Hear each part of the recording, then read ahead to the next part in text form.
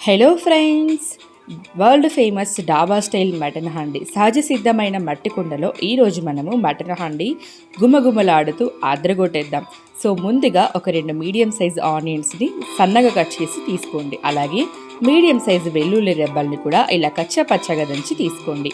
1 tea spoon జీలకర్ర పొడి, 1 tea spoon మిరియాల పొడి, 2 టేబుల్ స్పూన్ల కారం పొడి, అలాగే 1/4 టీ స్పూన్ పసుపు, 1 టేబుల్ స్పూన్ మటన్ మసాలా లేదంటే 1 టేబుల్ స్పూన్ గరం మసాలా, అలాగే రుచికి సరిపడా ఉప్పు, 1/2 టేబుల్ స్పూన్ ధనియాల పొడి.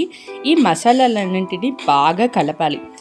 ఇప్పుడు మనము ఇందులో 1 అరకిలో మటన్ని వేసి కాకరకాయ అన్నం కలిపినట్లు కాకుండా అన్నం ఆవకాయ నెయ్యి కలిపినట్టు కలపండి. అప్పుడు మసాలాలన్నీ ముక్కలకు పట్టి ముక్క రుచిగా ఉంటుంది. ఇలా కలిపాక 1 గంట పాటు నానబెట్టండి. మట్టి కుండలో 6 టేబుల్ స్పూన్ల ఆయిల్, మీ దగ్గర ఉంటే ఆవాల నూనె వేయండి, లేదంటే కొద్దిగా నూనె కొద్దిగా నెయ్యి అయినా పర్వాలేదు. టోటల్గా ఒక 6 టేబుల్ స్పూన్లు ఉంటే సరిపోతుంది. ఇక్కడ నేను ఆవాల నూనె తీసుకుంటున్నాను. బాగా హీట్ చేసి చల్లారిన తర్వాత మాత్రమే తీసుకోవాలి.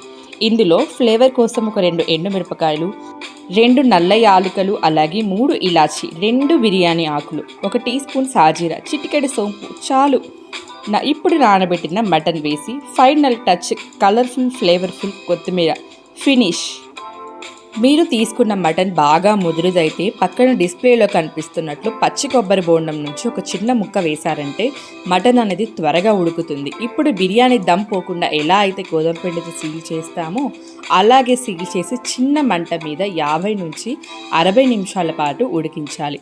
ఫ్లేమ్ మన కోపం మాదిరిగా కొంచెం అటు ఇటు అయినా కూడా మటన్ హండీ అనేది మాడిపోతుంది. తర్వాత నాకు సంబంధం లేదు.